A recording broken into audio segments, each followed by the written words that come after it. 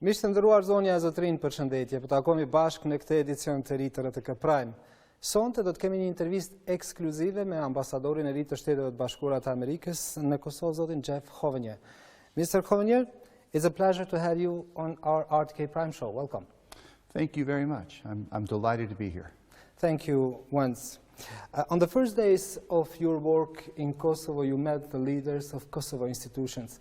What are the impressions? Well, it was an amazing first day and an amazing first week.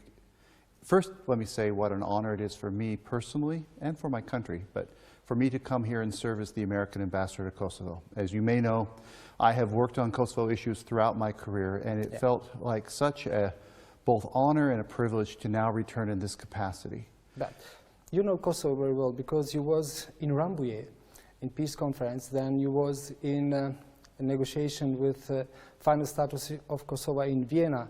So how do you see Kosovo after so many years, from Rambouillet to Vienna and now? It has been a privilege. I first started working on Kosovo, as you rightly pointed out, in the late 90s. And I was part of our delegation to Rambouillet, did work with Marty Ahtisaari, also worked on Kosovo issues at the White House in the Obama administration. And I'm struck now by just how much progress has been made. As I've said in a couple of different ways, including in my Senate testimony, when I was before the Senate for their consideration of my nomination to serve as ambassador, that what the people of Kosovo have achieved, I believe, is an extraordinary thing. That, you know, next month Kosovo will celebrate 14 years of independence. And what it has achieved, what the people of Kosovo achieved in these 14 years, I think it's remarkable. There's still work to be done, and that was part of my conversations with the leadership my first few days, the chance to hear from them, to hear their priorities. I'm happy to tell you that my sense is our priorities are very, very closely aligned, and the things the United States wants to achieve with and for Kosovo are exactly the things that they want to achieve for their country. But did miracle happen, as you said, Mr. Ambassador? I think there is a miracle. If you think back 20 years and you think about the status of this part of the world and you think about what's happening now, a country that is independent and sovereign, a country that is working to improve its economy for its citizens, a country that has established rule of law institutions. You know this better than I do, but if you think about the possibilities one had to be a law enforcement officer or a judge or a prosecutor just a short number of years ago, and you look at what is possible now, and you look at your rule of law system or your law enforcement system or your security forces or your civil society organizations and what they're able to achieve, I think it's a miracle. Now, there's still work to be done to see this miracle furthered. There's still work to be done to see this country increasingly take its place rightfully as a sovereign, independent state that provides services for all of its citizens. Okay, Mr. Ambassador, before we talk for other issues, I want to ask you about the referendum in Serbia that was not allowed to be held in Kosovo. Mr. Ambassador, why you requested that it be allowed to be held in Kosovo as well? Well, the United States and our other partners believe, as we said publicly, that it is appropriate for citizens who have the right to vote in Serbian elections, in this case, be able to exercise their right to do so. These were sensitive issues, obviously, in Kosovo, and a number of years ago, the international community worked with the authorities of Kosovo at the time to come up with an arrangement that would allow people with a right to vote in Serbia to vote in Kosovo. There's been some misunderstanding about what the OSCE mission actually did, because they actually organized or facilitated the elections not only by transporting ballots, but by actually ensuring the appropriate conduct of the elections in a way that was acceptable to the government of Kosovo at the time. That said, the United States' position on this is clear. Kosovo is a sovereign country.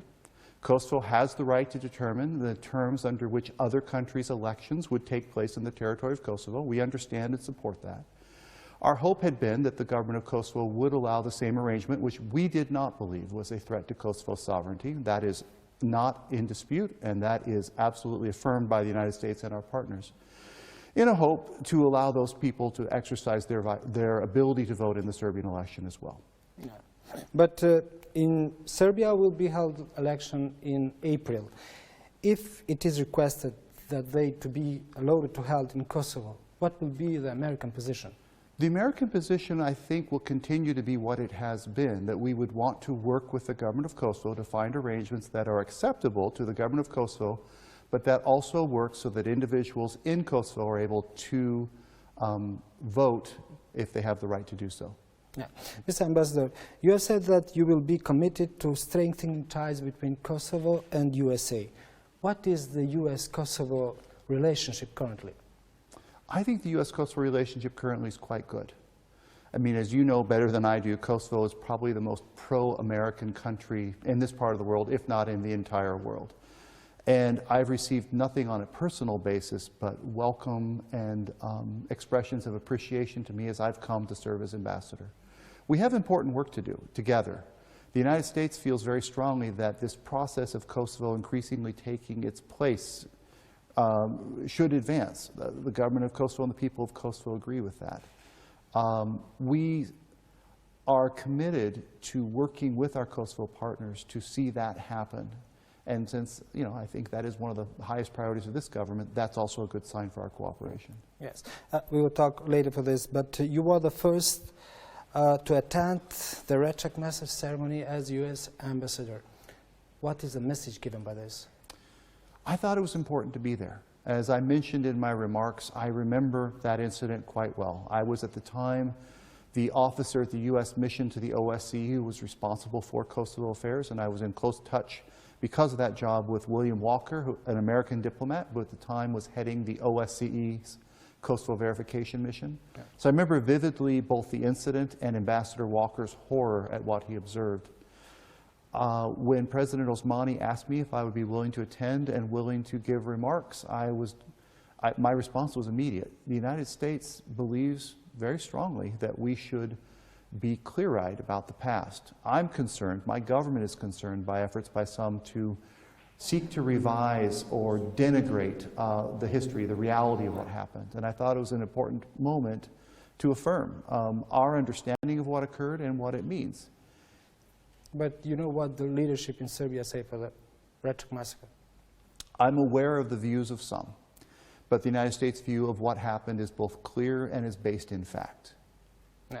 Let's talk for dialogue between Kosovo and Serbia, because many people in Kosovo see your arrival here as a step towards an agreement between Kosovo and Serbia. Is it realistic that now we will have more on this way? I think a lot of work has been done, and I think a lot of work remains to be done. And yes, you can take my arrival here as an additional indication of the interest of the United States in helping our partners in Kosovo and in helping the authorities in Serbia to reach an agreement on normalization. The United States believes that this should be a comprehensive agreement centered on mutual recognition. That will be what I work towards. I think you can see indications that our European partners as well are making every effort in this EU-facilitated dialogue to make progress. So you are saying that you are sharing the same goal with EU for the dialogue process? We have had the same goal as the EU for the dialogue process, I think, from the beginning, and that is to see Kosovo take its place in the community of countries. Now, Kosovo's sovereignty, Kosovo's territorial integrity, those are not in question. Those are established. For USA? I would say those are just historic facts. Kosovo is an independent country. Some people may choose to dispute that, but it just is. Kosovo is a sovereign country. Some people may choose to dispute that, but it just is. And people can argue as much as they want, but the reality, the facts on the ground speak for themselves. The challenge within the dialogue is to come to appropriate arrangements so that you can reach this normalization, this agreement on normalization, as I said, that from a United States perspective, should be centered in mutual recognition. But in Kosovo, it's hard to believe that can be agreement between Kosovo and Serbia without direct involvement of United States of America. Is there any possibilities to have a special envoy of U.S. in this process? What I would say to that is this is a dialogue between Kosovo and Serbia with a lot of help from others. The United States has been and will continue to be active in support of this dialogue. We do believe that it is appropriate that it is EU facilitated. That is not an abdication of American leadership by any stretch of the imagination. It's also a recognition of a reality that Serbia's long-term trajectory and Kosovo's long-term trajectory is in Europe, and we believe that it is right for the EU to be the facilitator of this dialogue since it has the ability to make available the incentives for coming to this agreement on normalization. But many people say that with you here in Kosovo, Mr. Chris Hill in Serbia, in Belgrade, and Mr. Skobar for Balkans, will have a new dynamic on this process.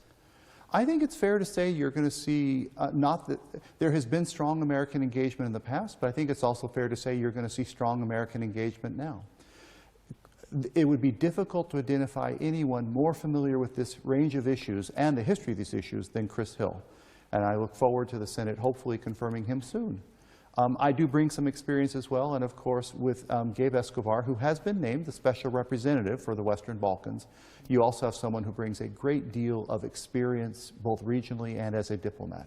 We want to move this forward, and I think we've been very clear on that. But it's a complicated issue, is the association with the Serb majority municipalities. How can there be a solution for this? So this is an interesting question, and this has been a long-standing issue in this conversation. I remember from the time of the status talks with under President Ahtisaari, this issue first came up, and I had the honor and the pleasure to lead the negotiations with regard to arrangements that would protect ethnic communities in Kosovo. So this first came up there, this idea of an association of Serb municipalities, and if you look at Annex 3 of the Ahtisaari plan, there's even indications of something like this, some ability of municipalities that have been given very specific functions because of decentralization, more authorities than municipalities often have out of concern by certain ethnic communities of wanting governance at a local level, to be able to coordinate, to be able to share best practices, to be able to have shared training and experience and share their experiences. The question of what it would be is a question for the government of Kosovo. I would say that even back in the Ahtisaari days, no one had in mind something that would have some sort of an additional layer of government, something with executive functions, something that would, I'm aware of the concern of another Republika Srpska. Nobody is interested in that. That's not helpful for Kosovo, that's not useful. But there are some benefits to coordination, and one last point on this. Yes.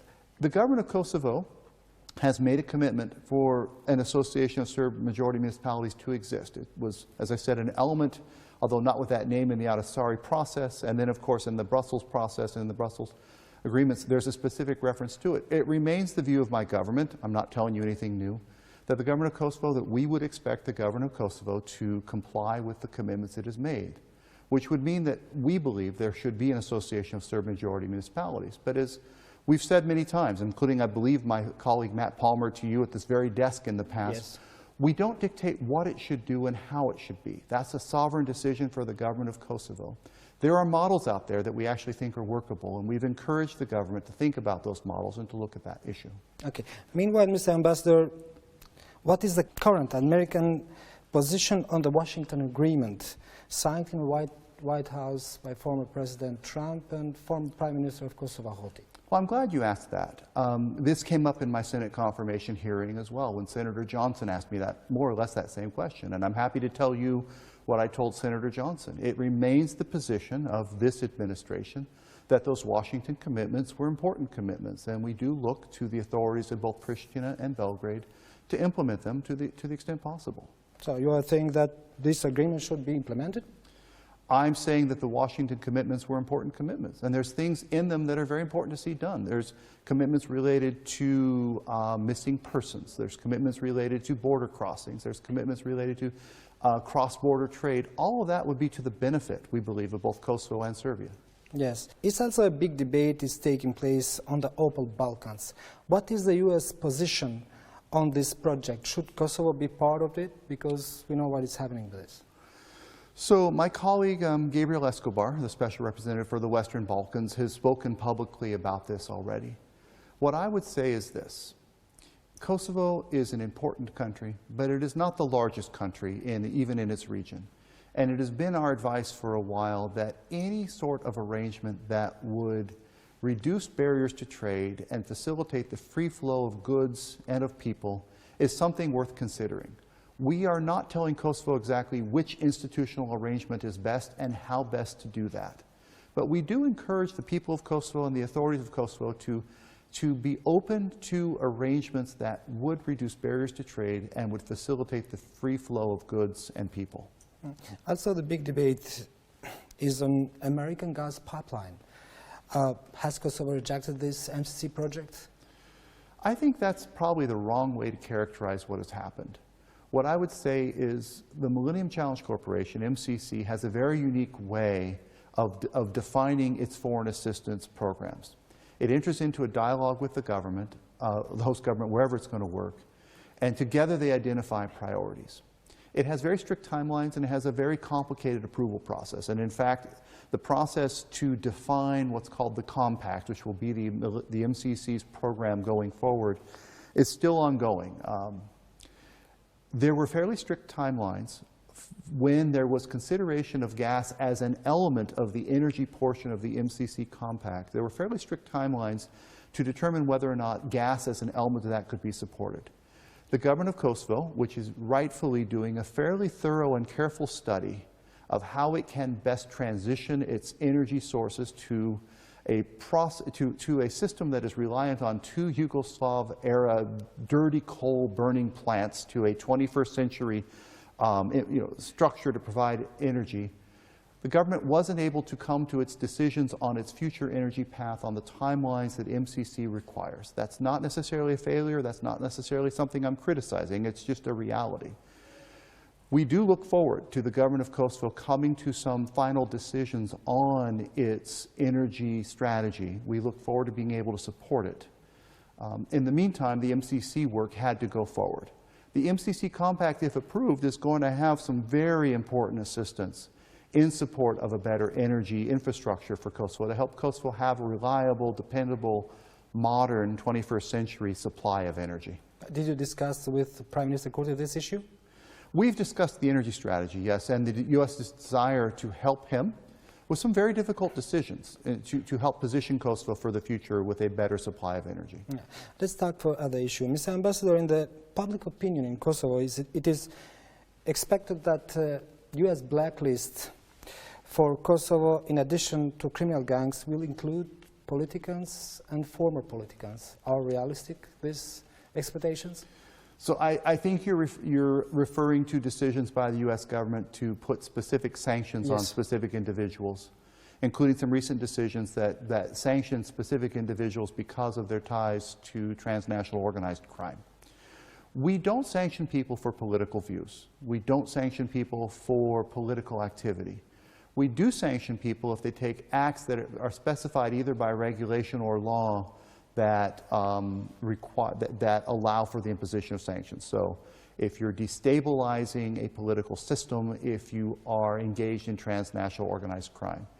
Anyone who is, as we've talked about, involved in transnational organized crime should be concerned that specific sanctions should be coming their way. Anyone who's challenging a constitutional order of a country that we have recognized and worked with should also be concerned. But people expressing their political views should not be concerned. Yes, but if there will be politicians or former politicians involvement on this crime, what will be? Well, the question of whether someone was a politician or not is irrelevant to the question of whether sanctions might be applied to them. So anyone who has been involved in transnational organized crime at a level that meets our threshold for the imposition of sanctions ought to be concerned. Yeah. Let's talk a little bit for the justice system, because vetting it's expected to launch soon. Will U.S. be the partner? How do you see this process? On the question of vetting? Vetting. Yeah. It's a complicated issue.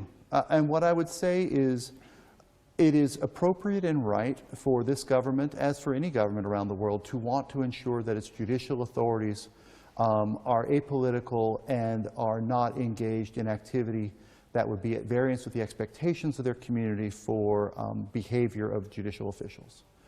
There are international standards and there are international guidelines of how best to do that. Our advice to the government of Kosovo has been to use the good offices of the Venice Commission and to take on board recommendations they make before proceeding with taking action, be it regulatory or legislative. Have the benefit of this experience, which will also help ensure that your framework and your actions meet the standard that Kosovo will be evaluated against as it pursues its eventual membership in the EU. And last question. Kosovo has made progress in fight against crime and corruption, but how you see how far Kosovo has gone with this? Well, I hope Kosovo will go very far with this. Corruption is a huge problem in this region and around the world. And the United States, we have our own strategy that President Biden announced in combating corruption.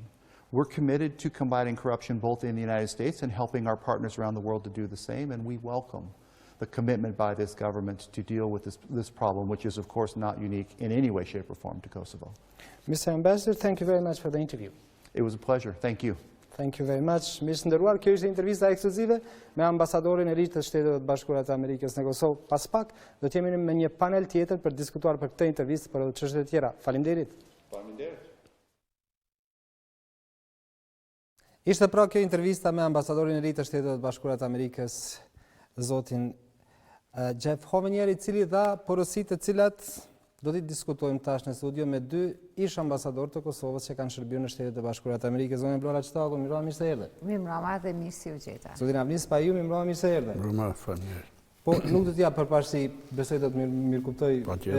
Blora, po do ta flas me ju me që e njihni personalisht zotin Hovenier, edhe herën e fundit kur ishim bashkë këtu kemi folur për ardhmën e tij, por porositë e tij sot si zotis Paju ishin të qarta, ishin të fuqishme, janë ato çfarë ka pritur Kosova?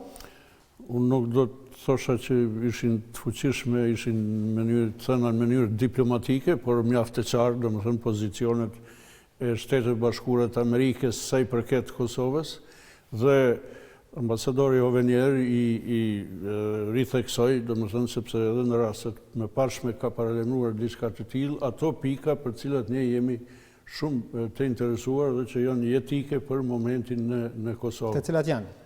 Cilat duke filluar, domethënë, nga dialogu, nga pozicionimi për asociacionin, pastaj për çështje zhvillimore, siç pam për ngacjellsin e shumë gjërat e tjera, për dinamizimin e dialogut sidomos, kështu që janë brenda 20 minutash fakt u përfshin të gjitha ato çështje esenciale që janë aktuale sot në opinionin kosovar. Për 20 minuta di që janë pak, por kaq ishte dakordimi për ta realizuar këtë intervistë, zonja Çtaku, me diplomaci dhe për 20 minuta thuan shumë gjëra, po besoj edhe nga përvoja që keni ju, por këto mesazhet e sot në porositë amerikane të ambasadorit Hovenier, si pe? Në diplomaci komunikohet shpeshherë me nuanca. Në thelb, mesazhi i ambasadorit e shpërfaq vazhdimsinë e politikës amerikane karshi Kosovës. Nëse një gjë ka qenë konsistente në këto 20 vitet e fundit, e mbas edhe më shumë, është qëndrimi amerikan karshi Kosovës. Ajo çfarë ka dalluar në për fazat të ndryshme, në për administrata të ndryshme, mund të kenë qenë metodat përmes të cilave është përquar mesazhi. Disa janë më të drejtë për drejtë, disa janë më diplomatik, siç ishte ambasadori. Mirë po në thelb, në esencë, ne që kemi qenë në diplomaci, e kuptojmë qartë që mesazhi është i njëjtë. Kosova është shtet i pavarur dhe sovran dhe si i tillë njihet nga Shtetet e Bashkuara të Amerikës. Mirë po, konteksti rajonal, konteksti evropian, konteksti më i gjerë geopolitik, kërkon një përfshirje dhe një, si themi, një konstruktivitet nga ana e institucioneve dhe klasës politike kosovare për disa çështje të cilat janë vitale për Shtetet e Bashkuara të Amerikës në raport me Kosovën. Për shembull, siç është dialogu, siç është zbatimi i marrëveshjeve të arritura, siç janë projektet e mëdha infrastrukturore, energjetike, kështu me radhë. Në Amerikë mund të ndryshojë modeli i komunikimit, por në thelb mesazhi karshi Kosovës vazhdon të jetë. Po, e tha edhe ambasadori Hovenier që integriteti, sovraniteti, pavarësia nuk janë në tavolinën e diskutimeve.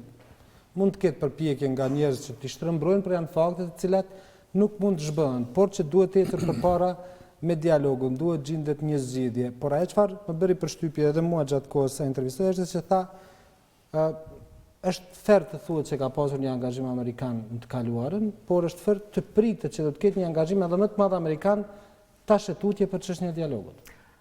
Asnjë problem, asnjë konflikt, asnjë kontest, domethënë në kontinentin evropian që nga lufta e dytë botërore nuk është zgjedhur, nuk i është dhënë fundi pa përfshirjen e drejt për drejt të Shteteve të Bashkuara të Amerikës. Këtu Kosova dhe Serbia, Ballkani Perëndimor nuk janë përjashtim.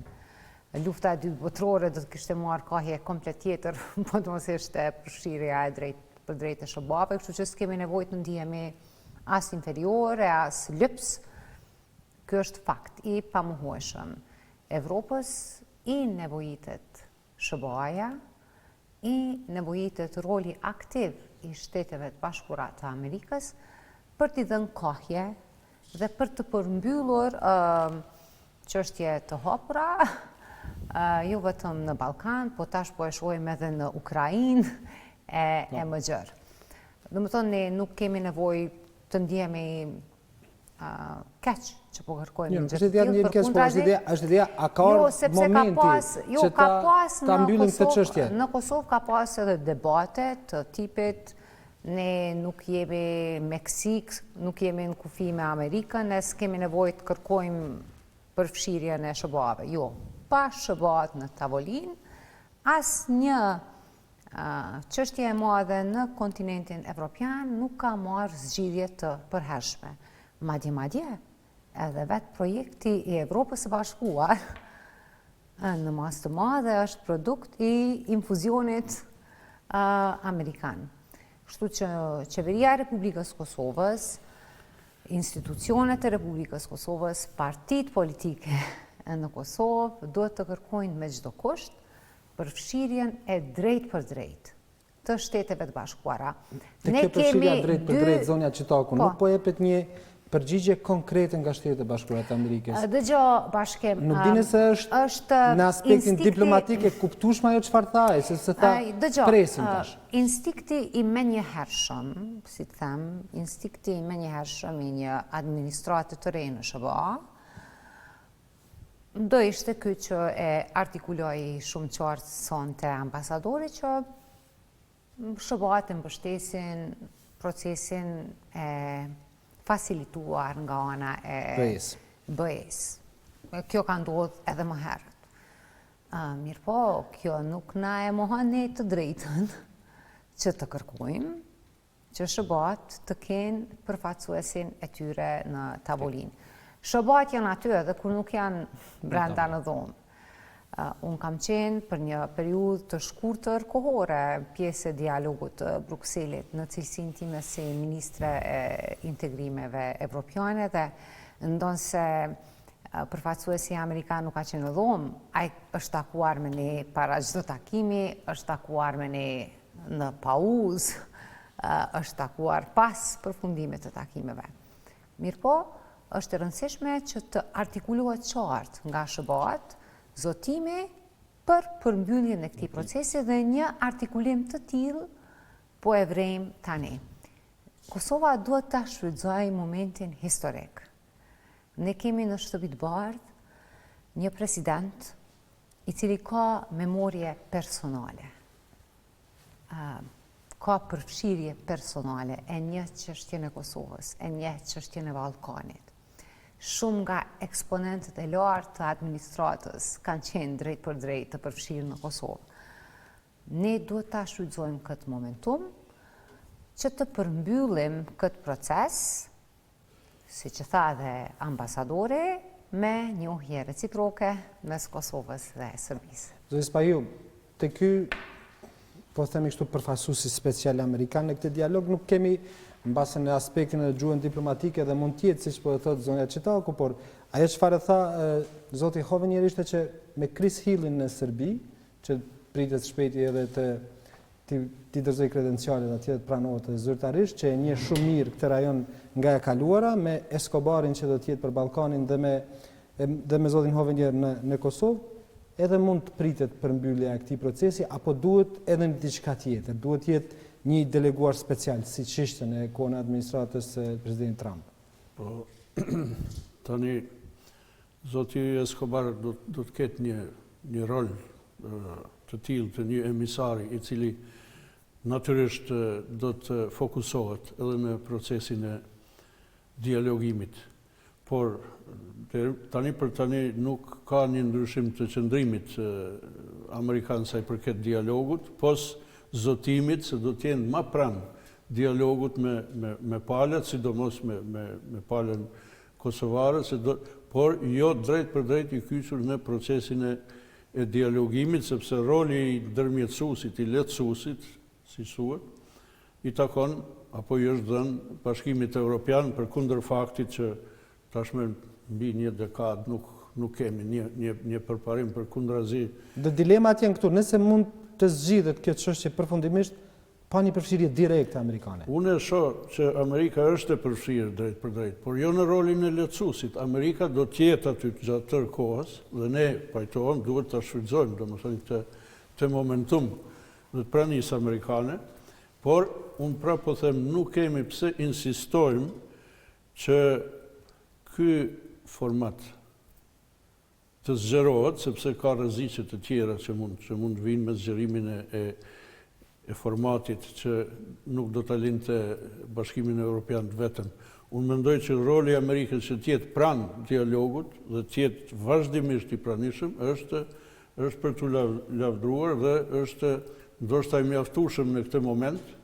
Natyrisht është kërkesa amerikane që ky proces përfundojë sa më parë, që të ketë një progres përfundimisht dhe dihet qëndrimi i Amerikës sa i përket epilogut të dialogut që është njoja ndërsjell dhe zoti ambasador Sante, domethënë risolli përsëriti, sepse edhe përsëritja në diplomaci është mesazh, sidomos çështja e përsëritjes së qëndrimit amerikan sa i përket sovranitetit dhe pavarësisë Kosovës ishte domethënë mjaft i prerë dhe i qartë. Domethënë Amerika e njeh sovranitetin, e mbështet Kosovën në aspiratët e saj euroatlantike dhe të gjitha të tjera dhe kjo është mjaft inkurajuese. Unë pra po them, duhet një dinamizim i dialogut. Është mirë javën ardhshme. Dhe i cili pritet nisë me vizitat që do t'jenë javën tjetër në Escobar dhe Lajçak. Zoti Escobar dhe Lajçak do t'jenë këtu dhe pikrisht kjo vizitë dëshmon për një rifokusim të Shtetit Bashkuar të Amerikës, ata do të vinë së bashku dhe prania e zotit Escobar është po ashtu një mesazh edhe sa i përket dialogut. Por është një çështje ku po flasim për këtë, apo kishte vetëm sepse e kemi parë çfarë ka thënë dje dhe çfarë po vazhdon të thotë edhe sot shefi i BE-s, po e quajmë në këtë rast, deklarata nuk di se si t'i cilësojmë edhe në aspektin diplomatik, ai po kritikon Kosovën për çështjet destruktive në dialog, ndërkohë po e lavdron, nëse mund të them kështu, Serbinë dhe tash janë dyshimet nëse mund të ecet përpara në këtë formë dialogu. E para që të doja të them është që zoti Escobar në cilësinë e tij si përfaqësues i SBA-ve për Ballkanin Perëndimor, tashmë i ka vizituar të gjitha vendet e rajonit, disa prej tyre edhe nga 2 herë. Kosovën për herë të parë do ta vizitoj tani, edhe ka vendosur që kjo vizitë mos jetë bilaterale, por të jetë bashkë me zotin Miroslav Lajçak. Çfarë thotë kjo? Kjo do të thotë që në diplomaci, kjo do të thotë që SBA ka një prioritet mbi prioritetet e ai është dialogu. Dhe përmbyllja e këtij procesi. Po kështu vepronte edhe zoti Palmer. Jo, zoti Palmer. Herën e fundit vizitën e kishte pikërisht me zotin Lajçak. Edhe ka është e vërtetë e fundit. Po, mirë, po SHBA-t kanë bërë edhe vizita bilaterale pavarësisht prezencës përfaqësuesve nga ana e Bashkimit Evropian. Ka pas edhe vizitat përbashkëta, unë mbaj mend zonja Clinton si sekretare e shtetit e pa vizituar Kosovën bashkë me zonjën Cathy Ashton, që ishte përfaqësuese e lartë e Bashkimit Evropian. Jo vetëm Kosovën, po të rajonin. Ajo çfarë po them unë është që zoti Escobar ka vizituar Shqipërinë, ka vizituar Serbinë, ka vizituar Malnezi, ka vizituar Maqedoninë Veriore. Kosovën nuk e ka vizituar ende dhe ka zgjedhur ta vizitoj bashkë me zotin Miroslav Lajçak. Dhe kjo me qëllim për dënë mesazhin? Dhe kjo është me qëllim se në diplomaci përdoren këto instrumente për dënë mesazhin që dialogu është shumë i rëndësishëm dhe SHBA-t qëndrojnë për krah Bashkimit Evropian në këtë projekt. Tash këtu, thënë të drejtën, unë kam një, si të thëmë, kam jo vetë onë, se në fundit pak rëndësi çfarë mendoj unë personalisht, po unë besoj që shumë prej nesh kemi shqetësime dhe pak kënaqësi të mëdha me mënyrën se si është menaxhuar procesi i dialogut, jo vetëm tani, por për gjatë viteve. Dialogu është shndruar nga ana e Bashkimit Evropian në qëllim në vetvete. Dialogu nuk është qëllim, dialogu është instrument për të arritur një qëllim. Mirë po, a shkojmë në Bruxelles dhe a ulemi në tavolinë pa arritur asnjë rezultat, nuk do të duhet të ishte, si të themi, nuk do të duhet na entuziazmonte. Ne duhet të kërkojmë rezultate. Friga ime është që Bashkimi Evropian është më shumë i orientuar nga procesi, do të thonë Bashkimi Evropian kërkon proces. E mira e përfshirjes së SHBA-ve është që SHBA-t për nga natyra kërkojnë rezultat. Jo vetëm në raportin Kosovë-Serbi, po përgjithsisht kërkojnë rezultate. Janë të orientuara nga rezultati. Dhe unë shpresoj,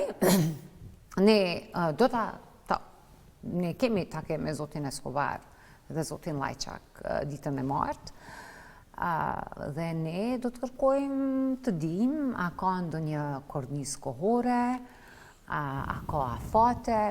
Ky proces nuk mund të zgjasë pafundësisht, nuk mund të sillemi në vitin 2022, sikur në vitin 2013, kur ka nisur dialogu. Ne kemi marrëveshjet nënshkruara, ka gjëra që janë arritur, mirë po tani nuk mund ta shtjerrim këtë proces pafundësisht pa një marrëveshje të madhe dhe përfundimtare. Mirë, tash gjërat po besoj për opinionin publik prej sa i përket suverenitetit dhe integritetit janë të sqaruara. Eri përsëritje dhe ambasadori. Dhe duket sikur çështja më komplikume ose patatja e nxehtë, siç e quajmë kështu në këta termat ton mediatik, është asociacioni. E tha edhe zoti Hovenier, duhet të bëhet është zotim dhe çfarë të bëhet të vendos shteti përkatësisht qeveria e Kosovës. Si të bëhet me këtë zoti Spaju, sepse këtu që sa vite me po sillemi rreth kësaj pa asgjë konkrete.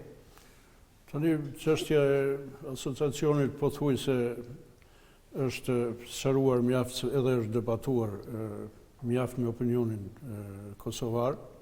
Është e qartë tani me se në mënyrën si që kërkon Serbia është e pamundur të realizohet edhe të implementohet asociacioni, i cili mendoj që në fund është një zotim që ka marrë Kosova, por e tha edhe ambasadori, dhe kjo është shumë e rëndësishme që i takon qeverisë Kosovës që të gjejë modusin e përshtatshëm për ta implementuar. Unë mendoj personalisht se rruga më mirë për të ndjekur në këtë aspekt, në këtë drejtim, është që kjo të implementimi të shihet në kuadër të një marrëveshje të gjithëpërfshirëse, ku do të shihet se cili do të jetë epilogu. Njohja e Republikës Kosovës nga ana e Serbisë, përfundimisht, duhet lidhur edhe me asociacionin. Sepse perceptimi i asociacionit tek serbët, siç po shohim ne, siç lexojmë, siç shohim qëndrimin serb, është se sërbet nuk e përjetojnë atë si një asociacion i cili do t'i integronte atë përfundimisht në shtetin e Kosovës, por si një mënyrë veçimi, apo izolimi, apo ndarje nga Kosova. Dhe ky është edhe qëndrimi i Serbisë.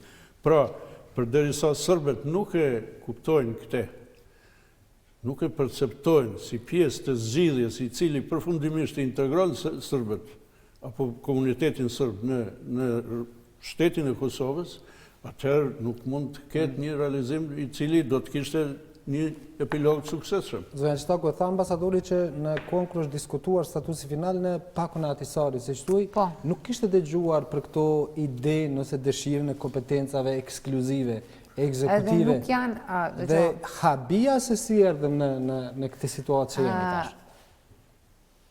Ne nuk mund t'ja diktojmë Serbisë kërkesat e as dëshirat. Është në dorën e institucioneve të Kosovës që të implementojnë marrëveshjet në përputhshmëri të plotë me rekomandimet e gjykatës kushtetuese. Pjesë e marrëveshjes për asociacionin, dhe ky është një element që shpeshherë po humbet në diskursin publik. Pjesë e marrëveshjes për asociacionin ka qenë që ai dokument të dërgohet për vlerësim tek gjykata kushtetuese e Kosovës. Gjykata kushtetuese e Kosovës ka dhënë një varg vlerësimesh.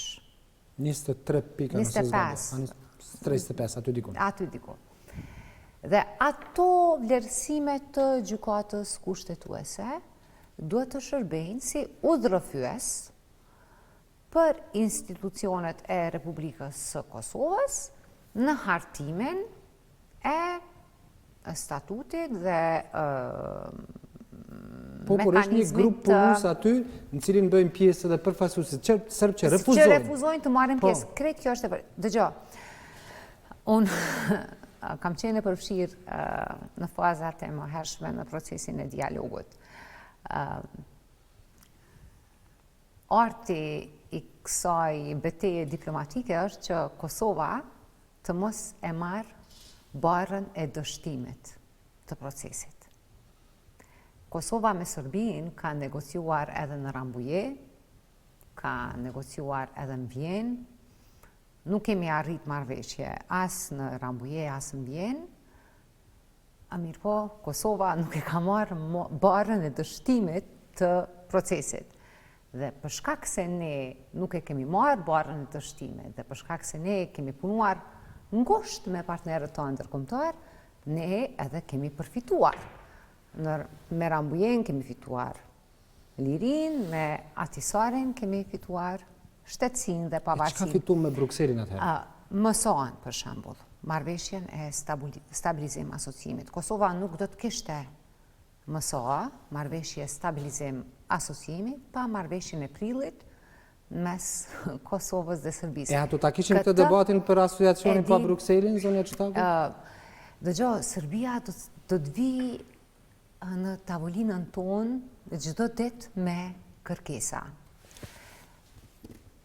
Ne, si palë kosovare, duhet ta kemi të qartë që objektivi ynë nuk duhet të jetë që ta bindim Serbinë.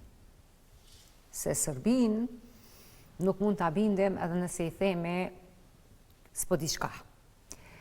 Detyrimi dhe obligimi ynë politik dhe kushtetues është që t'i bindim miqtë tonë ndërkombëtar, të bindim SHBA-t, të bindim Bashkimin Evropian, që ne jemi partner serioz dhe ne jemi konstruktiv dhe ne po kërkojmë zgjidhje. Dëgjoj, unë përkundër kështu optimizmit të artikuluar nga disa qarqe brenda BE-s sidomos, unë nuk mendoj që Serbia do ta pranonte një marrëveshje me njohje reciproke edhe nëse Serbisë i garantohet hyrja në BE. Unë nuk mendoj. Do ishte mira, do ishte ideale, po unë prapë nuk e mendoj. Mirë po, thelbi është që ne në këtë proces, si Kosovë, të mos e marrim barën e dështimit. të tregohemi bashkëpunues, eksponent të qeverisë Kosovës, eksponent të presidencës, eksponent të parlamentit, nuk duhet të debatojnë me SBA-t nëpërmjet rrjeteve sociale. Eksponente qeverisë, eksponente institucioneve i kanë kanalet diplomatike. Nëse ata kanë shqetësime, duhet t'i adresojnë ato në mënyrë diplomatike, mirë po, ne duhet të përkujdesemi që të mirëmbajmë relacionin me SBA-t, sepse në fundit më shumë të është në dobinë tonë, të mirëmbajmë relacionet me Bashkimin Evropian dhe që të kërkojmë në mënyrë të shprehimore, të artikuluar, që dialogu nuk është prioriteti i 12, as i 7, as i 4, po është prioriteti i qeverisë Republikës Kosovës, në të cilin ne do të angazhohemi seriozisht. Zërispa ju, në qoftë se ky skepticizmi se mund të ketë një marrëveshje në të cilën Serbia do ta njihte Kosovën vazhdon kështu. Atëherë çfarë rezultati mund të presim? Do të sillemi rreth e rrotull apo mund të kemi një marrëveshje që Serbia të mos e njohë Kosovën, por të mos e pengoj Kosovën që të jetë tutje përpara, po edhe kjo të jetë obligative, nëse po supozojmë që s'mund të ketë një marrëveshje që Serbia njeh Kosovën.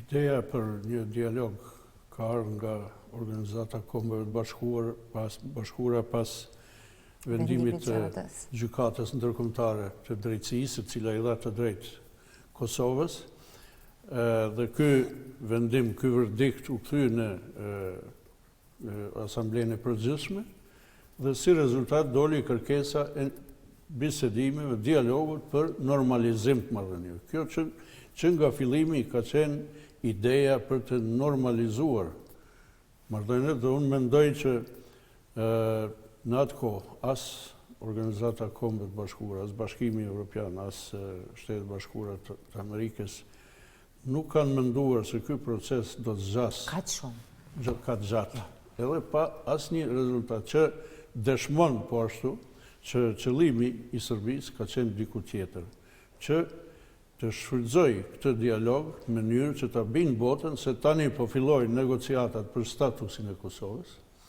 dhe se të gjitha vendet duhet të ndalin, domethënë, njohjet dhe Kosova nuk është rasti i Kosovës nuk është çështje e kryer, se pavarësia është e kontestuar e gjërat e tjera. Problemi është se ne, duke ditur këtë fakt, kemi hyrë në dialog, por kemi bërë disa kompromise, ndoshta të nxituara, të cilat sot po na kushtojnë. Ato janë tazëm fusnota, asociacioni. S'kishte tjetër mundësi, ky është arsyetimi, që të merrni mësan pa fusnotë. Cila ishte oferta nga ana e Serbisë? Cili vullnet i mirë erdhi nga Serbia në këtë aspekt? Do duhej se pak sigurisht Vlora ta morën mësan, po çfarë mësaje? S'ka shumë nga Serbia. Flasim për fusnotën. Unë po them nga çfarë u ofru nga Serbia, si Vjosa Vlora më fal, e din që nga Mikesha janë edhe ashtu se ke po, shumë. kështu që, domethënë, e din se çështja në çdo negocim, në çdo dialog ekziston ajo që quhet vullneti mirë i palëve. Nëse një palë tregon vullnet mirë, duhet të ketë një reciprokim edhe nga pala tjetër. Çfarë ofroi Serbia në këtë drejtim deri më tani? Asgjë fare. Edhe insistimi i Evropës sot, vetëm duke bërë presion vetëm në Kosovën është sidomos deklaratat e 2 ditëve të fundit të Joseph Borrell ishin kjo nuk është me të respektin për ambasadorin, Serbia nuk ka ofruar asgjë as në Rambuje.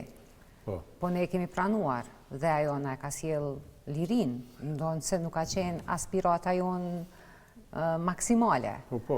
Serbia nuk e ka pranuar as pakon e atisarit, mirë po ajo na e ka sjellur pavarësinë me shumë kompromise, përfshirë këtu votën e 2 fish në parlament, të drejtat e posaçme për pakicat e kështu me radhë. U mundova ta them edhe më herët, Detyra jonë si palë kosovare në këtë proces nuk është të bindim Serbinë, sepse Serbia nuk do të bindet kur. Kur.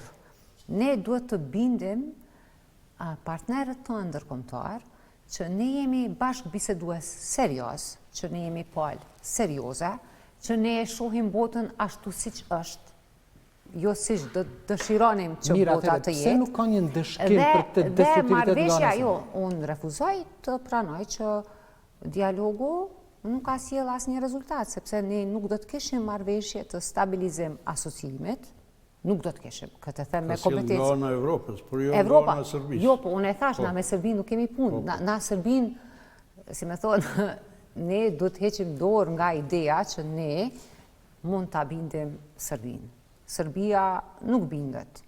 Serbia nënshtrohet me forcë. Mirë po, Serbia nuk bindet me argumente. Ju po pritni që pasi Serbia ta dëgjoj një fjalim të zjarrt nga ana ime, apo nga ana e kryeministrit a dikuj, ka me thonë, na falni se nuk e pas këmdit. Ne duhet të jemi, si të them, realist. Ne kemi bashkëpronar në projektin ton të shtetësisë vendet perëndimore, vendet e Bashkimit Evropian dhe Shtetet e Bashkuara të Amerikës. Edhe ne por pozicioni tash zonja Çitaku është ky. Po ashtu. Çfarë shihet që nuk ka një asociacioni është në kuadër të kushtetutës, do të thonë asociacioni si tillë çfarë synohet të implementohet, si tillë pa nivel të ndërmjetëm të pushtetit, pa fuqi ekzekutive. Si i tillë çfarë e rekomandon gjykata kushtetuese mbi bazën e marrëveshjes së nënshkruar, nuk shënon asnjë lloj, si themi, nivelit të tretë pushtetit dhe asociacioni si instrument është pjesë e kushtetutës, është pjesë e pakos së atisarit, e kështu me radhë. Unë do doja që ne, së paku ne që kemi qenë pjesë e proceseve, të mos bim prej e frymave populiste, se ato vinë e shkojnë. Mirë po ne kemi përgjegjësi historike. Ndonjëherë goditemi se themi të vërtetën ashtu siç është, ndonjëherë shpërblehemi. Mirë po, detyra jonë është ta themi të vërtetën. E vërteta është që Kosova, ekzistenca e saj, varet nga kualiteti i relacioneve me aleatët e saj. Po, dhe këta bashkëpronarët që ju i thatë që janë edhe s'është marrë, projektin edhe Franca është shiru me ndihmën e Amerikës. Ne e kësaj Kosove që jemi. Pse, a është e vërtetë edhe kjo që këta bashkëpronarët tanë nuk është që po e bën një presion të madh, sidomos videot fundit në Serbi për këtë çështje. Ndëshkohemi shpesh ne, ndërkohë ata edhe shpërblehen në raste të caktuara. Çfarë ka ndryshuar që janë këto relacione që janë në zonën Çitaku? Ka ndryshuar shumë gjëra. Në një ka ndryshuar konteksti gjeopolitik. Do me thënë, shëbohat vazhdojnë... Çfarë ka ndryshuar për shembull që Zozef Borrell thotë që Serbia nuk është ajo që po e pengon dialogun, po Kosova? Jo, unë po flas në një kontekst, se Borrelli sot ka thonë kështu, nesër mund të thotë ndryshe, pak rëndësi ka kjo. Unë nuk i mas rezultatet me deklarata, ndonse, thënë të drejtën, ishte jashtëzakonisht shqetësuese edhe e rëndë. Mirë po, në fund fare fjalë, unë e mas me veprime. Serbisi hapën kapituj. Kosova nuk ka ende liberalizim të vizave. Kjo është gjë e rëndësishme, se a e thot një fjalë të mirë, një ministër i jashtëm, a e thot një fjalë më të rëndë, ne duhet të vlerësojmë me veprime, me akte. Serbia po ecë përpara.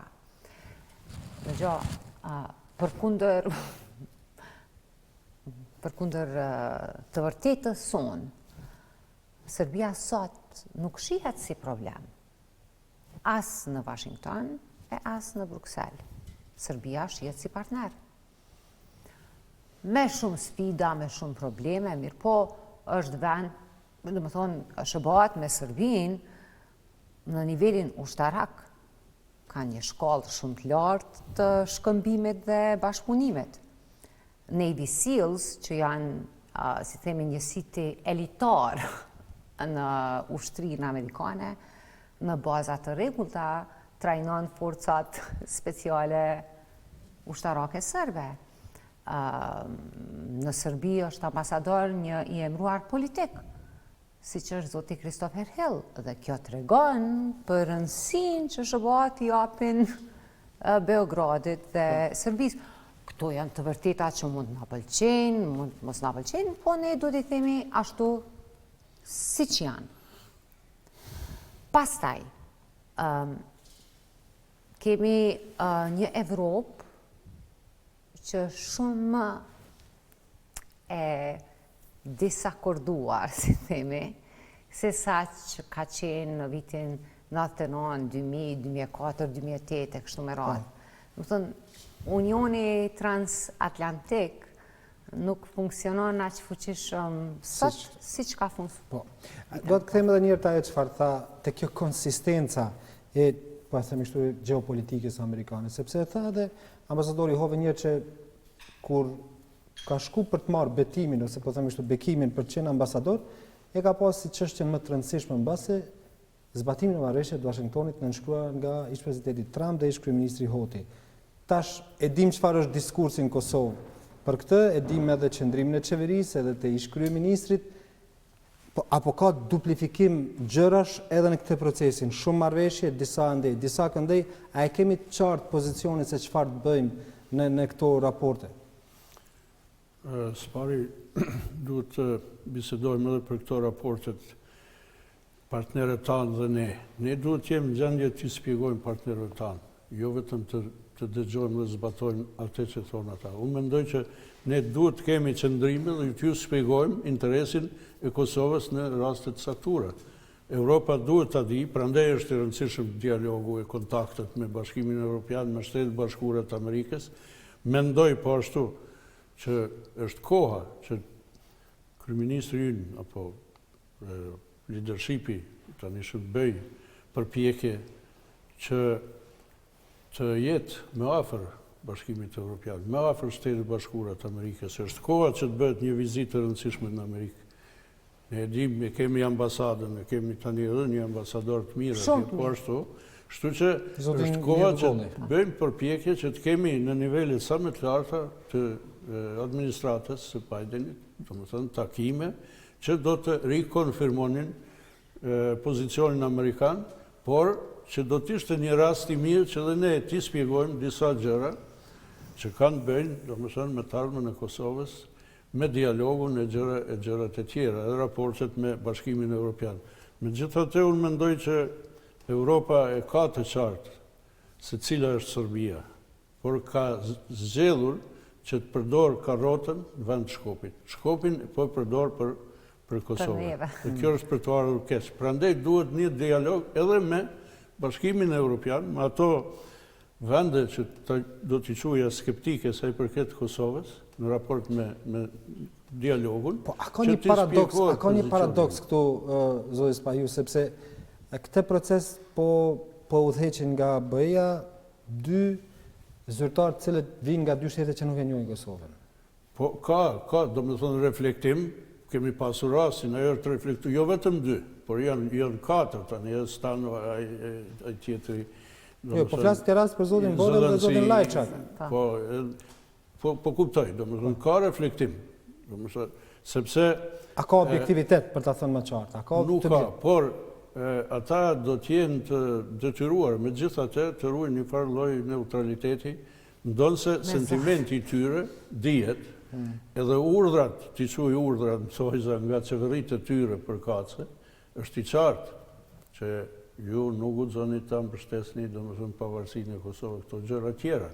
Por të gjitha këto pajtohem në atë pikë që janë kalimtare, do të mund të ketë aktorë të tjerë që do të vinë. Ky është një problem që na ka përcjell, domethënë, jo vetëm në procesin e dialogimit, por edhe në aspekte tjera të Kosovës, të integrimeve ndërkombëtare të tjera, mungesa e njohjes nga 5 vendet është një problem. A mund të dalim për shembull në këtë rast dhe në shtaku jashtë këtij sentimentit edhe zoti Borë dhe zoti Lajçak me që vinë nga 2 shtete që nuk e njohin Kosovën dhe këto porositë që po thotë zoti Spahiu i kanë të qarta ata. A mund të ketë një çështje objektive, një punë objektive? Po flasim edhe për ato çfarë ndodhin në backstage, sepse kur ulen në tavolinë mund të jenë çështje edhe krejt formale. Unë asesi nuk do ja jap vetës të drejtën që të paragjykoj objektivitetin e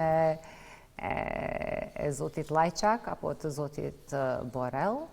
Mirë po, unë mund të flasë për përvojën time personale me zotin Lajçak për shembull, në kohën kur ka qenë ministër i jashtëm i Slovakisë. Me zotin Borrell nuk kam përvojë, mirë po kam me një ish ministër të jashtëm të Spanjës. Zoti Lajçak për shembull, ndonse na është zëtuar që do të votonte pro Kosovës në UNESCO, në momentin e fundit është tërhequr, madje nuk na e ka hapur as telefonin, as mua, as kryeministrit atëherë, as ministrit jashtëm, as presidentës, zonjës Jahjaga e kështu me radhë. Tash unë nuk po du me... Për te paragjykimeve, që ka një rast që mbi cilin mund ta ndërtojnë këtë argumentin tjetër. Nuk po them unë thjesht e shpalosa një përvojë me të si ministër jashtëm i Slovakisë. Sigurisht që në kapacitetin e tij si ndërmjet i procesit të dialogut mes Kosovës dhe Serbisë, ai i nënshtrohet një varg udhëzimesh dhe kornizash që vinë nga të gjitha vendet anëtare dhe shumica prej tyre janë njohëse. Mirë po, unë do doja që, edhe për këtë arsye po e them që është shumë e rëndësishme që në tavolinë të kemi SBA-t. Unë e di personalisht nga dora e parë sa shumë ka humbur Kosova me largimin e Britanisë Madhe nga Bashkimi Evropian. Por e kemi tash një emisar special. Jo, po e vërtet, mirë po unë po them sa e rëndësishme është që kur të mblidhen në tavolinën e madhe, atëherë kanë qenë 28 ministrat jashtëm, sot janë 27, sa e rëndësishme është që tjetë fuqia Britanisë. Një SBA-ku që e ngrit zërin fuqishëm për Kosovën. Këtë rol e ka luajtur Londra zyrtare. Edhe kjo është reflektuar edhe në punën që zonja Ashton e ka bërë. Nuk ka qenë e lehtë të lidhet marrëveshja e stabilizim asociimit mes Kosovës edhe Bashkimit Evropian. Domethënë, na i kemi 5 vende anëtare që nuk na kanë njoft. Megjithatë, kemi një marrëveshje kontraktuale mes Kosovës edhe BE-s që është ratifikuar në Parlamentin Evropian. Unë dyshoj që një gjë e tillë do ishte e mundur pa përfshirjen e fuqishme personale të zonjës Ashton, e cila atë botë punonte në tandem me zonjën Hillary Clinton, që ishte sekretare e shtetit. Zoti ambasadori Monman ka qenë në detyrë në SBA kur kemi ardhur në vizitë te zonja Clinton, te sekretarja e shtetit dhe tek Zavens presidenti atëherë. Mesazhet kanë qenë shumë të qarta, ata na kanë thonë, na edhe nëse nuk jemi në tavolinë, na jemi këtu në supe.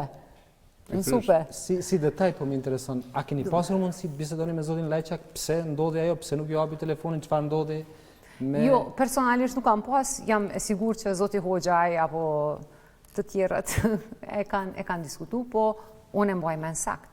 Edhe këto e kam thonë edhe publikisht disa herë, nuk po e them vetëm sot. Dhe kjo, në bazë të edhe mund të, po themi kështu të ndërtojmë pritjet se çfarë objektiviteti potencial mund të kemi nga zoti Lajçak në këtë rast, si lehtësues që po e quajmë të dialogu. Po përsëris, domethënë, ata kanë presion nga qeveritë e tyre sa i përket qëndrimit tyre personal, por kanë edhe disa kontura në për cilat ata nuk guxojnë që dalin për te tyre. Por nga njëherë prevalon edhe kjo çështja e presionit drejt për drejt nga qeveritë e tyre, kur bëjnë nga njëherë deklarata që nuk janë tamam diplomatike dhe të panshme. Mirë, duat flas tash për një personalitet i cili e njeh shumë mirë këtë rajon dhe ka qenë i involvuar direkt. Po flas për ambasadorin Hill, i cili nga pensioni u thirr nga presidenti Biden që të marrë një detyrë mbase që ti jap fund këtyre gjërave që deri më sot nuk ishte dikush tjetër që mund të jepte fund. Të tjerët nga pensioni, një ambasador siç është zoti Hill, duhet ketë një mesazh në vete, zonja Qtaku, edhe për këtë çështjen çfarë ne po e diskutojmë tash sa vjet. Zoti Hill është një mik i madh i Kosovës. Unë një personalisht e kam mik. Ne jemi me fat që zoti Hill është i përfshirë, ndonë si jo në Kosovë, po në rajonin tonë, mbas edhe më mirë që është në Beograd. Zoti Hill idenë për Kosovën, për Serbinë, për Ballkanin, për historinë e rajonit tonë, nuk e ka të lexuar në libra, a e ka të ndërtuar nga përvoja e tij personale dhe nga përfshirja e tij e drejt për drejt në procese shumë të rëndësishme për Kosovën dhe për rajonin. Unë shpresoj që në mes zotit Hill dhe ambasadorit Amerikan në Prishtinë të ketë një sinergji, të ketë një koordinim, dhe duke i njohur të dy, shpresoj që të kemi rezultate. Mirë po, kjo flet që, si që thashë dhe më herët, administrata e presidentit Biden ka një kujtesë historike, ka një memorje, e din çfarë ka ndodhur, kanë qenë vetë të përfshirë dhe duan ta përmbyllin këtë proces, sepse është po ashtu pjesë e trashëgimisë së tyre. Edhe është lajm shumë i mirë, edhe mezi pres që të bie në fqinjsinë tonë. Po nuk munden këta që ta përfundojnë këtë çështje, kush mund ta përfundojë? Mendoj që janë pikërisht këta, domethënë, dhe diplomacia që mund të ketë ndikim. Mendoj që do duhej dhe unë pres që kjo do të ndodhë që të ketë një presion më të madh, domethënë në Serbi, në udhëheqjen serbet, shohin tash se çfarë po ndodh në fakt në prill. Mos do të ketë fare befasie që është vështirë të mendohet, por janë zgjedhjet në Francë. Po, prandaj domethënë do duket që kësaj radhe do të ketë një monitorim, po themi kështu pak më të madh amerikan në zgjedhjet e prillit që do të mbahen në Serbi. Absolutisht në të gjitha çështjet, në të gjitha zhvillimet politike dhe të tjera në rajon pritet që të kenë tani një përkujdesje më të madhe, një vëmendje më të madhe, domethënë të administratës amerikane, dhe emrat që përmendëm janë pikërisht njerëz të tillë që premtojnë me një përvojë të jashtëzakonshme diplomatike, me një njohje të veçantë, domethënë të rajonit, dhe me një mbështetje që është shumë e rëndësishme të pakursyer nga administrata, nga presidenti i tyre. Prandaj do t'i kthesha, domethënë, sërish kësaj interviste që të mos i mbetemi borx ambasadorit. Dhe dua që në fillim ta përgëzoj, domethënë, për disa veprime që ka marrë më njëherë, por sa erdhi në Prishtinë si pjesëmarrja në Reçak, disa deklarata të tjera, domethënë favor për progresin që ka bërë Kosova gjatë këtyre 20 vjetëve që ai qunë një mrekulli, e shumë gjëra të tjera, pastaj rikonfirmimi i mbështetjes së sovranitetit, pavarësisë të Kosovës, që domethënë janë shenja për një më të vërtet një veprim të administratës që jap shpresë, që sjell shpresa në Kosovë. Por unë ambasadorin e kom njohur edhe në Ankara, e kom takuar shumë herë edhe në Washington, ka qenë pjesë e administratës Obamas e tjera, domethënë, dhe unë sërish, ku më thënë një rast, por sërish i dëshiroj mirëseardhjen dhe presim nga ai sepse është mik i dëshmuar i Kosovës dhe shenjat e para janë mjaft premtuese. Është thënë diçka tjetër që bëhet debat tash sa kohë në Kosovë lista e zezë amerikane. Dhe për këtë pati një shpjegim. Ambasadori tha që s'ka rëndësia janë politikan apo ish politikan njerëz pushtetshëm tash apo që kanë pas pushtet, në qoftë se kanë qenë përfshirë në krim transnacional, ata do të sankcionohen nga Shtetet e Bashkuara të Amerikës. A mund të presim nga zhvillimet që kanë ndodhur në këto vite të fundit shtim zgjerim të kësaj liste, zënë Shtaku? Unë asnjëherë nuk do jap vetës të drejtën që të flas. Sa shumë ke avancuar në fjalorin diplomatik.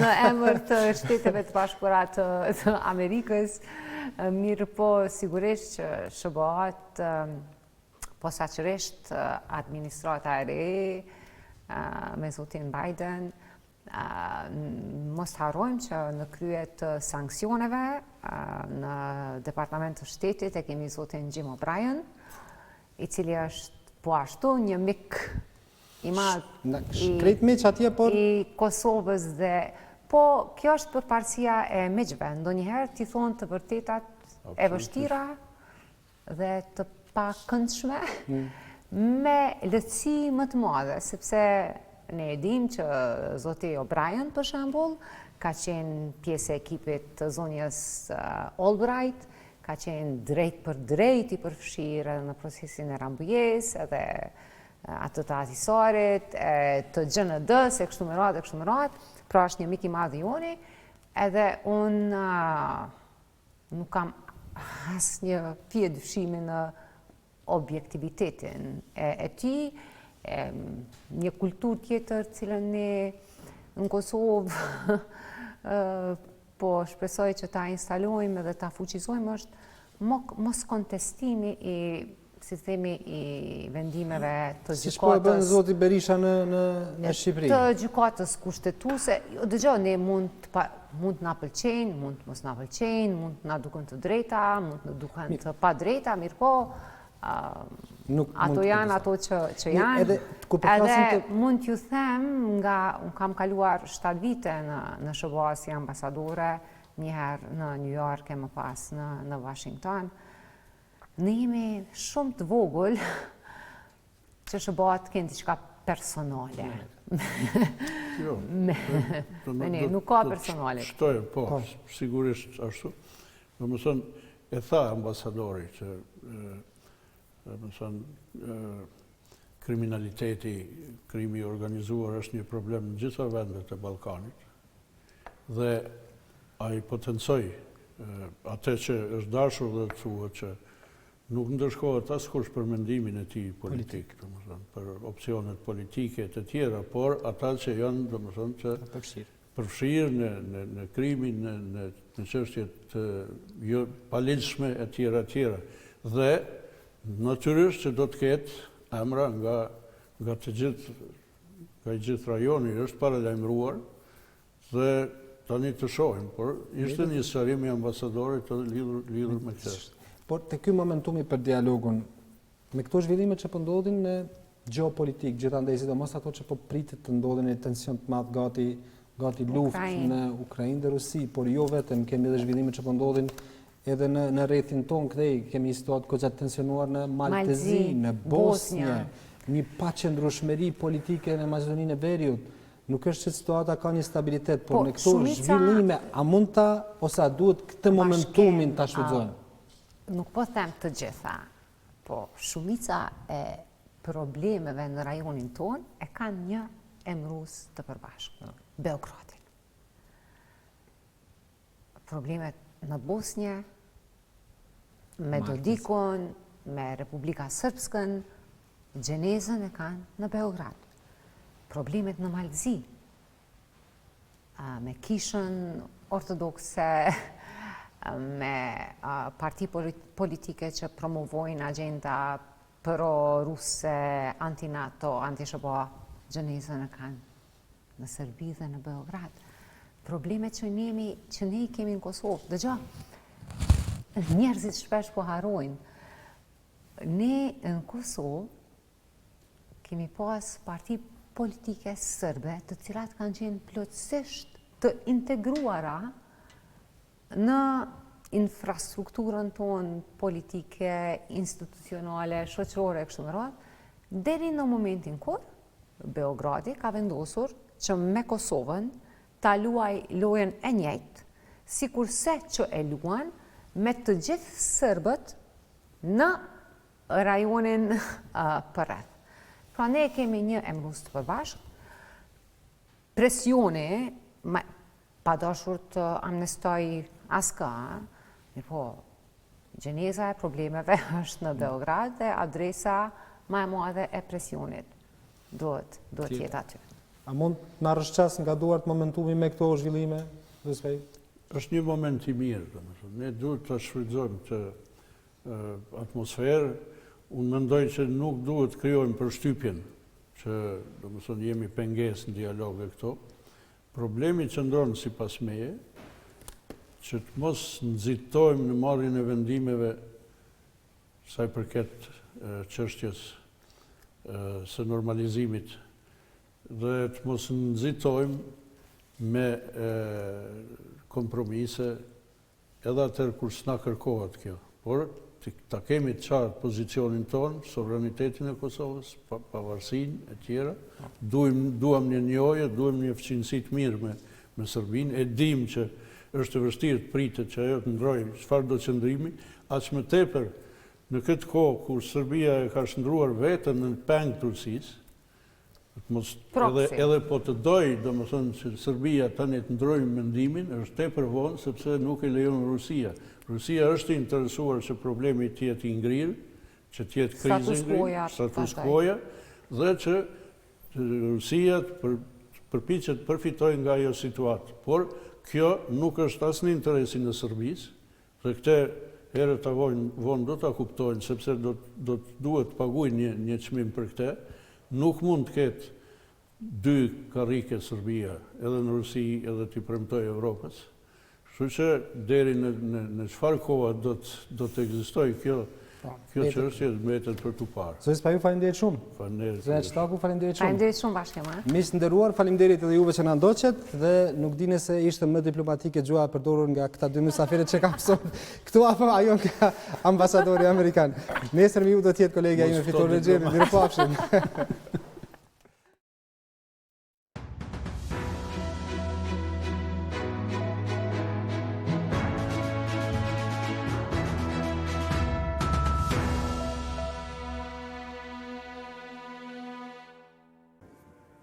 Et là, j'ai rentré